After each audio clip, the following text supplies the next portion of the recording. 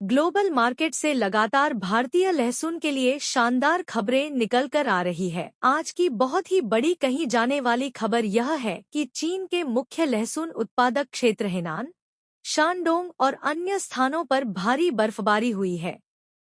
जियांगशी, ग्वांगडोंग और अन्य स्थानों पर भीषण हिमपात हुआ है। यह सारे क्षेत्र लहसुन उत्पादन के ऐसे क्षेत्र हैं जैसे हमारे यहाँ मध्य प्रदेश और राजस्थान है। हमने अपनी रिसर्च में पाया कि चीन में बर्फ वर्षा तो हर बार होती है, लेकिन उसका जो पीरियड होता है वह 30 जनवरी तक होता है। इस बार उसे समय वातावरण गर्म रहा और अभी 1 तारीख से भयंकर बर्फ वर्षा हुई है। इसकी मात्रा इतनी भयानक है कि चीन को इन एरिया में रेलवे की सेवाएं और स्कूल कॉलेज को 2 दिन के लिए बंद जाहिर कर देना पड़ा है। बेमौसम इतनी बड़ी बर्फ की वर्षा लहसुन में बड़ा नुकसान कर सकती है। इसके बाद चीन की मौसम विभाग में 3 और 4 तारीख को अभी और गंभीर बर्फ वर्षा की चेतावनी जाहिर करी है। कहीं पर रेड अलर्ट तो कहीं पर ऑरेंज अलर्ट जाहिर किया है। यह खबर लहसुन व्यापार के लिए बहुत ही महत्वपूर्ण है, क्योंकि एक तरफ चीन में वर्ष 2025 में रकबे में कोई खास बढ़ोतरी नहीं हुई है, साथ साथ इस साल का जो स्टॉक है वह आगे की रिपोर्ट होता दिखाई नहीं दे रहा है। अगर यहाँ इतनी भयंकर बर्फ वर्ष में अगर चीन की फसल को 5 से 10% भी नुकसान होता है तो पूरे ग्लोबल मार्केट में भूचाल आना तय है। आई इस खबर को पहले चीन के मौसम विभाग की चेतावनी के साथ देखते हैं, बाद में लहसुन के जो प्रमुख एरिया है उसमें क्या परिस्थितियां हैं वह सभी तथ्यों के साथ दिखेंगे। आपसे विनती है कि हमारी वीडियो को लाइक करें और चैनल को शेयर और सब्सक्राइब करें।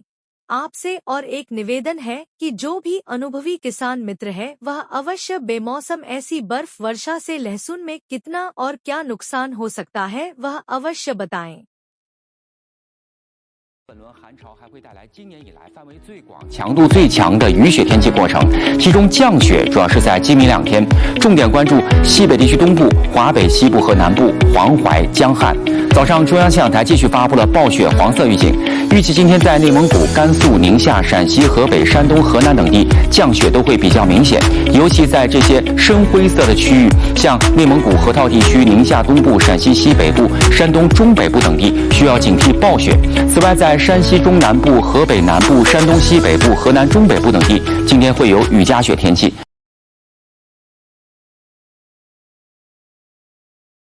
由于目前南方地区的水汽和对流能量不断的累积，这个紫色代表的就是对流能量，值越大颜色越紫。那北方冷空气南下之后，就可能会在南方多地呢触发明显的对流天气，所以需要警惕。中央气象台早上也是发布了今年首个强对流天气蓝色预警，预计今天在贵州、湖南、江西、湖北、河南等地的部分地区需要警惕8级以上的雷暴大风或冰雹。贵州、湖南、江西、河南、安徽、江苏等。双红很罕见，济南是23.1达到大暴雪的量，例如其实具有极端性的。在今天夜间就去结束了，明天的下午开始还有一轮雨雪过程。最低气温在4号和5号早上会降到最低，内陆地区都在零下。2到3月份是我们省降下气旋影响下造成暴雪的一个关键的时段，在历史上也曾经出现过类似的过程。2 मार्च को शानडोंग में शीतलहर चली तथा व्यापक वर्षा और बर्फबारी हुई। शानडोंग प्रांतीय मौसम विज्ञान वेधशाला ने 2 मार्च को 14:30 बजे भारी बर्फबारी के लिए नारंगी चेतावनी जारी की तथा बर्फीली सड़कों के लिए पीली चेतावनी को उन्नत कर नारंगी चेतावनी कर दी। जिनान, बिंझो और जीबो में भारी बर्फबारी के लिए रेड अलर्ट जारी किया गया। यह सारे विस्तार लहसुन के प्रमुख बुआई एरिया है।